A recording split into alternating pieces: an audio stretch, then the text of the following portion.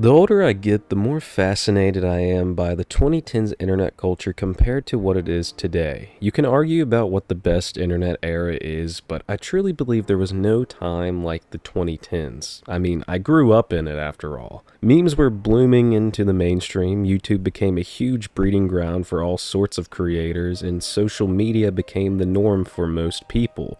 You also had the rise of scene/emo culture, and in general, this was just an age of expression for the internet. It was easier now more than ever to share your art, for better or for worse. Whether it is drawings, music, writing, film, you could share it to thousands of people, and one of these absolutely dominated my life and many others that I know of. That would be the art of the creepypasta. These things seriously had a chokehold on everybody in the previous decade. Popular YouTubers were covering them, people were freaking out about them on social media, and God, there will never be a time like this again. I think ARGs are what you would consider the more modernized creepypasta, but even those don't hold a flame akin to creepypastas themselves. I vividly remember 10-year-old me watching stuff like Ronald McDonald's House, Pokemon Lost Silver, Lavender Town Syndrome, and being so infatuated with these stories that I even thought that they were real. Listen, I was a gullible kid, and I was also pretty stupid, so you can't blame me too much.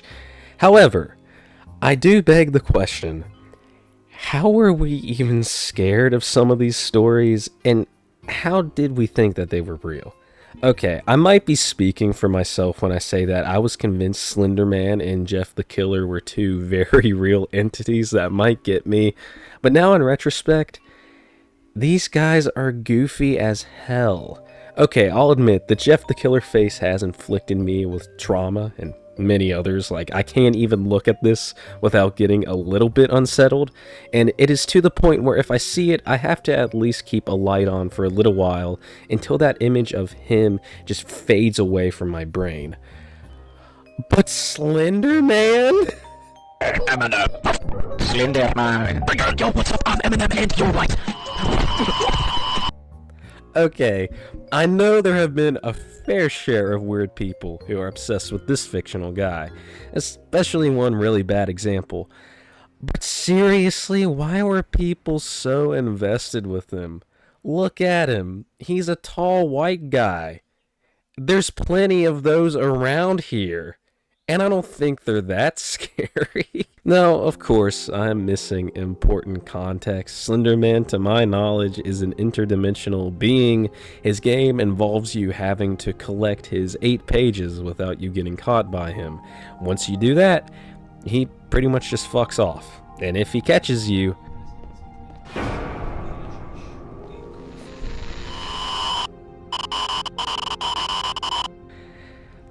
I wish I could say more about him, but there isn't really much to the guy. Yes, I suppose I would be scared if a 7-foot tall, lanky white dude was chasing me through the woods. Here's a height comparison of me to that, actually. But I feel like this guy really just would take a good old Resident Evil style shotgun blast to the head, and he is done for. With that being said, I would be scared if I saw this outside my window at night. I think any reasonable person would, but I still think Slender Man is just so lame. And apparently he has like plenty of cousins. Like apparently he has like a gay cousin named I Like Minder Man. He also has a cousin that has went to jail multiple times called Offender Man. So apparently the lore with this guy is very deep, but I just still think, there's more interesting out there. And the same can be said for the other huge creepypasta icon, Jeff the Killer.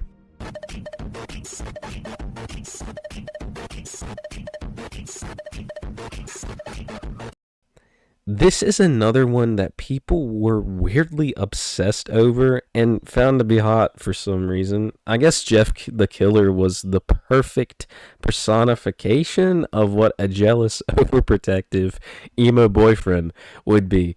Good God, the amount of fan art of this guy probably rivals paintings of Jesus. Heck, some people probably viewed him as such. I mean, if you can worship this tall white dude, which, I mean, I guess a lot of people do nowadays, I think people worship this guy heavily.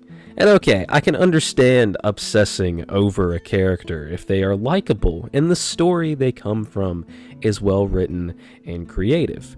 But yeah, no, Jeff the Killer is none of that. It is commonly agreed in the creepypasta community today that Jeff the Killer, his story is just plain awful. And now, to be honest, most creepypastas do not have strong writing, but a majority of them are at least presentable, I think, if you look hard enough, of course. Slender Man, yeah, he is goofy and all, but I do think the actual concept of him is at least a little creepy, because he's basically a forest cryptid, and as somebody who basically lives in the forest, you know, there's a lot of those around. But Jeff, he is just an edgy boy who got a little bullied, like a little too hard, I guess? Okay, well, he didn't get bullied a little bit. He got bullied a lot. The story goes that Jeff was bullied, and after getting brutally beaten and burned by the bullies, he sought out revenge on the bullies and innocent people. Like, at some point in the story, he just goes absolutely manic and kills his brother for no reason at all. Like, your brother was supporting you. He was one of the only nice people in your life. Why did you kill him? The sad part is that Jeff's story inspired so many copycats, all of which are bad, if not worse, than his story. One thing about the creepypasta genre is that it is very cliche. I'm sure you've heard the words hyper-realistic blood more than you have heard I love you, and that's fair. You probably will still have heard these words more than I love you, even on your deathbed. You know that one meme where it says something like, men will show you the most conventionally attractive woman and say, hear me out. Meanwhile, women will show you this thing. I feel like Jeff is a really good example of what this meme tries to convey. But did you know that there is a woman Jeff? Her name is Jane.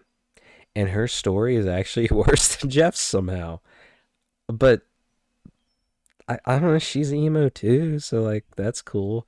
Aside from these two that I mentioned, I would say there is one more huge icon, and that would be Sonic.exe.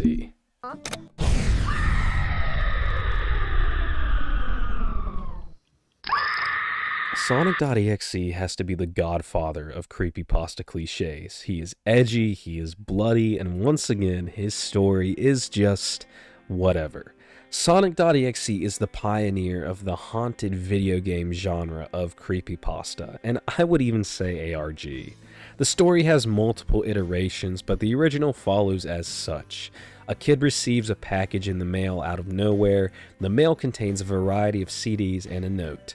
The note reads as follows. Tom, I can't take it anymore. I had to get rid of this thing somehow before it was too late, and I was hoping you'd do it for me. I can't do it. He's after me. And if you don't destroy the CD, he'll come after you too. He's too fast for me. Please, Tom, destroy this godforsaken disc before he comes after you too. It's too late for me. Destroy the disc, and you'll destroy him, but do it quick, otherwise he'll catch you too. Don't even play the game. It's what he wants. Just destroy it. Please. From Kyle. Okay, so this note from our protagonist's best friend, Kyle, contains a couple of red flags. Our protagonist here hasn't seen Kyle in 2 weeks. In fact, they haven't spoken to each other at all. 1. Why wouldn't you have tried to talk to Kyle? I don't know, maybe like a week ago? I feel like if my friend didn't at least send me a message after a few days, I would ask him if he is doing okay. Maybe try to visit his house, assuming that they don't live very far from each other.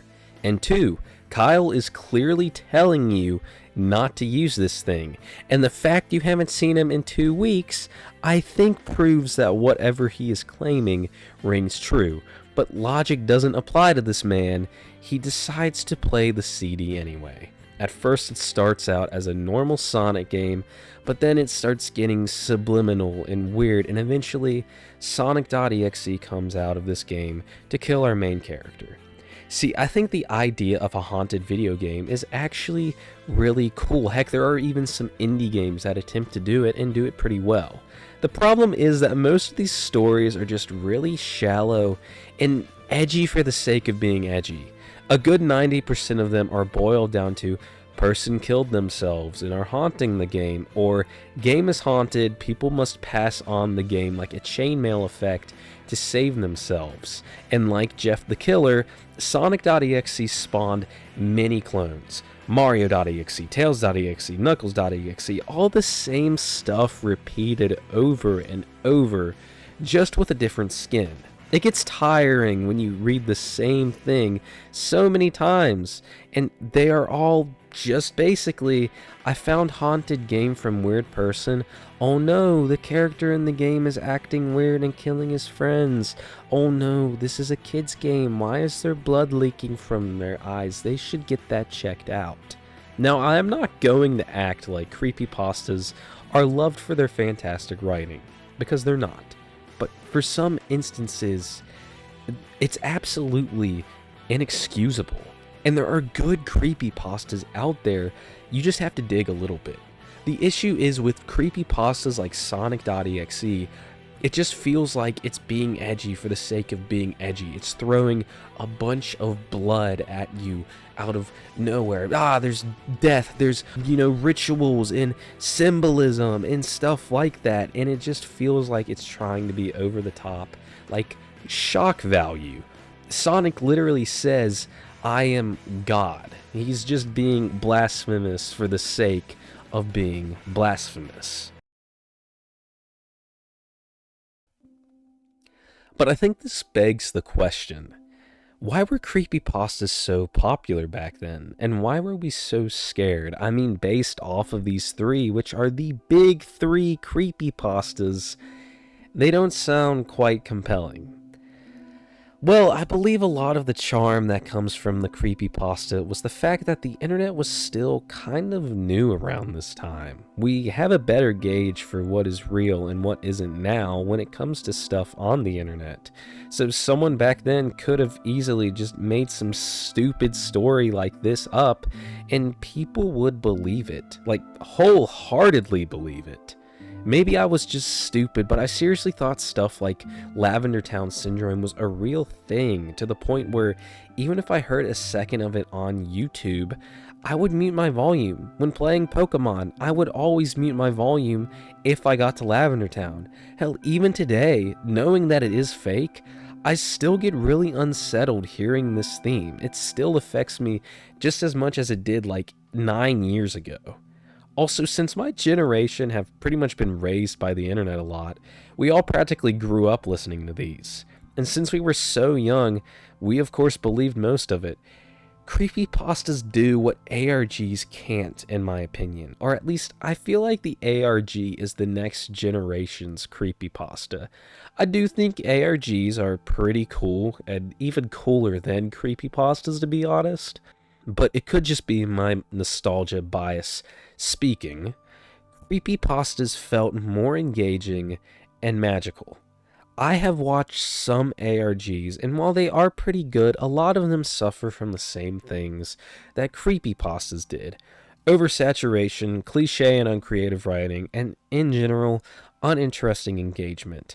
I don't think that ARGs are bad, but I do believe that creepypastas really reflect an age of the internet and our culture that can't quite be replicated today. It was a lot harder to discern what's real and what wasn't back then, like I mentioned. We all were new to the internet. We were stupid children. So this stuff was just really fascinating to us. I think it goes to show what the internet was truly about back then. A place to just share whatever you want, and that is why I love stuff like this. It is a time capsule of what we used to enjoy and our interactions that we had with other people. Sure, we might view it as cringe now, or weird, or plain stupid, but back then these stories seemed very real to us. I can only ask politely that the creepypasta might blow up again one day. And I don't think that it ever will be, quite honestly. I just hope that you guys enjoyed this video, as I did greatly enjoy making it. I wanted to talk about something a bit different for a brief moment, and as always, if there's something you'd like to see me talk about, just let me know. Thank you guys. I'm Neem. I'll see you sometime, maybe. I don't really know.